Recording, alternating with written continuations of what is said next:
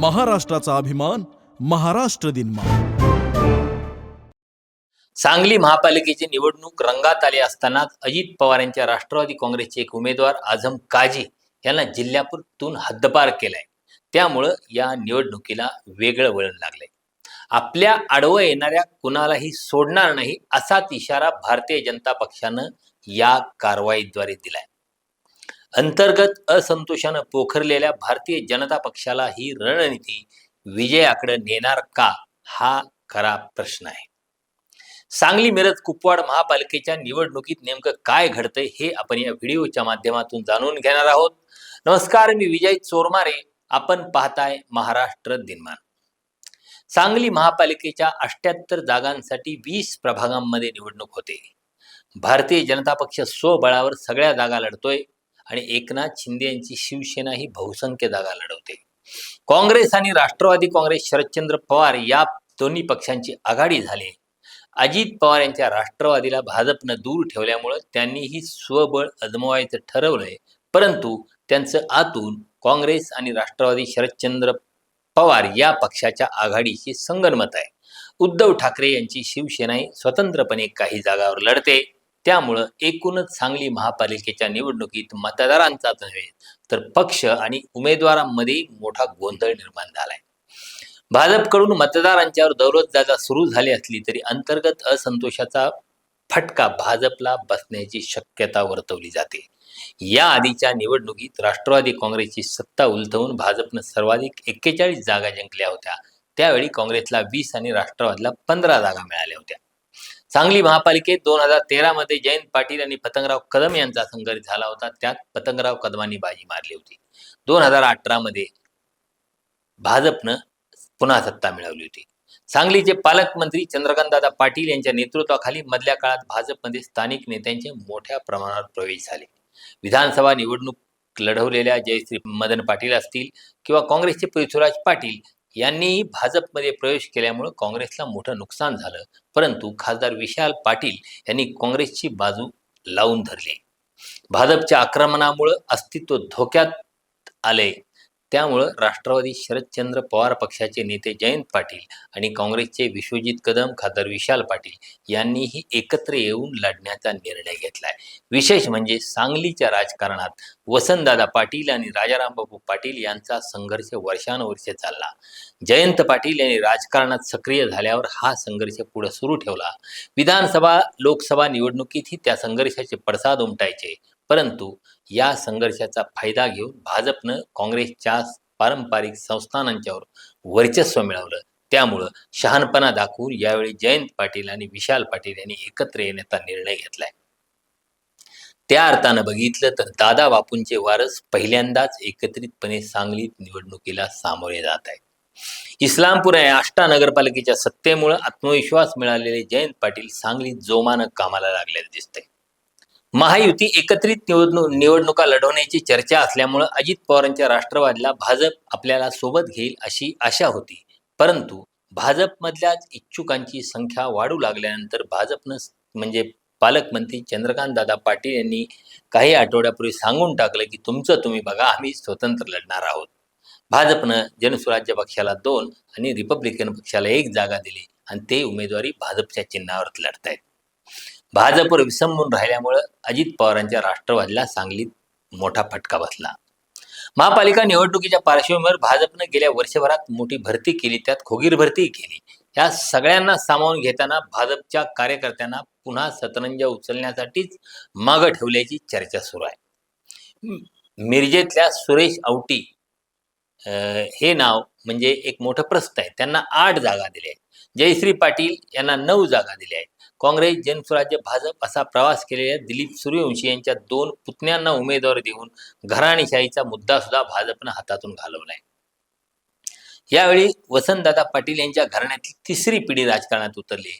माजी केंद्रीय मंत्री प्रतीक पाटील यांचा मुलगा निवडणुकीच्या रिंगणात आहे. भाजपच्या जुन्या निष्ठावंत नीता केळकर यांच्या मुलाला उमेदवारी मिळालेली नाही. माजी मंत्री सुरेश खाडी यांच्या कुटुंबातील कुणालाही उमेदवारी नाही. भाजपच्या प्रसिद्धीचे काम करणारे चंद्रकांतदादांचे निष्ठावंत मानले जाणारे केदार खाडीलकर यांना सुद्धा तिकीट जे जाहीर केलं होतं ते रद्द केलं.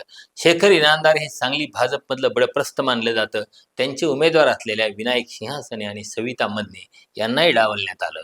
मकरंद देशपांडे हे नाव तर संघ परिवारातलं एक मोठं नाव आहे. ते सांगलीचे निवडणूक प्रमुख आहेत. त्यांच्या कार्यकर्त्यांना सुद्धा उमेदवारी मिळू शकलेली नाही.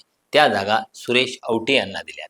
म्हणजे संघाशी संबंधित असलेले अनिल कुलकर्णी हे जुने पदाधिकारी आहेत. त्यांचे जावई शैलेश देशपांडे यांनाही उमेदवारी नाकारली. 2 वेळा नगरसेवक असलेल्या भारती दिगडे यांनाही उमेदवारी मिळू शकलेली नाही. अशा रीतीनं भारतीय जनता पक्षानं मित्र पक्षांना सोबत घेतलं नाही आणि बाहेरून घेतलेल्या अनेक कार्यकर्त्यांच्यामुळं, अनेक लोकांच्यामुळं त्यांना स्वतःच्याही अनेक कार्यकर्त्यांना उमेदवारी देता आलेली नाही. त्यामुळे पक्षांतर्गत असंतोष मोठ्या प्रमाणावर आहे. त्याचा फटका बसण्याची शक्यता वर्तवली जाते. मुख्यमंत्री देवेंद्र फडणवीस यांनी सुरुवातीला म्हणजे अगदी सुरुवातीच्या टप्प्यात महापालिका निवडणुका जाहीर झाल्या त्याच वेळी एक सभा सांगलीत घेतली होती. त्यानंतरचा सांगलीतला प्रचार हा स्थानिक पातळीवरच सुरू आहे. पहिल्याच आठवड्यात पालकमंत्री चंद्रकांत दादा पाटील सांगलीकडे फिरकलेले नाहीत. अखेरच्या आठवड्यात ते सांगलीत मुक्काम ठोकण्याची शक्यता वर्तवली जाते. सांगली महापालिकेच्या राजकारणातले चर्चेतले चेहरे म्हणून किशोर जामदार, मैनुद्दीन बागवान हे 2 माजी महापौर, तसेच विद्यमान राष्ट्रवादी अजित पवार पक्षाचे आमदार, विधान परिषद आमदार इद्रिस नायकवडी हे आता अजित पवारांच्या राष्ट्रवादीच्या सोबतचे महत्त्वाचे नेते आहेत. माजी खासदार संजय काका पाटील यांच्या नेतृत्वाखाली सांगलीत राष्ट्रवादी लढते. फुले शाहू आंबेडकरांच्या विचाराच्या उमेदवारांना निवडून द्या असं आवाहन करून संजय पाटील यांनी भाजप विरोधातच आवाज दिलाय. मधल्या काळात जयंत पाटील सांगलीच्या राजकारणात बॅकफुटर गेले होते. त्यामुळे त्यांचे अनेक कार्यकर्ते पक्ष सोडून गेले. त्यामुळे सांगलीतली त्यांची ताकद खच्ची झाली. जयश्री मदन पाटील आणि पृथ्वीराज पाटील सोडून गेल्यामुळे काँग्रेसचा पायाही भुसभुशीत झाला. जयश्री पाटील यांच्यासोबत अनेक नगरसेवक भाजपमध्ये जाण्याची शक्यता होती, परंतु मिरजेत मुस्लिम मतदारांची निर्णायक भूमिका ठरते.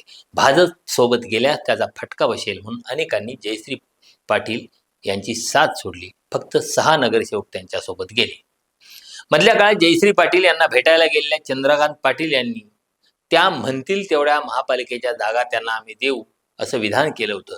त्यावर जयश्री पाटील यांना 22 जागा दिल्या जाण्याची अफवा पसरवली आणि त्यामुळं भाजपमध्ये मोठा गोंधळ निर्माण झाला.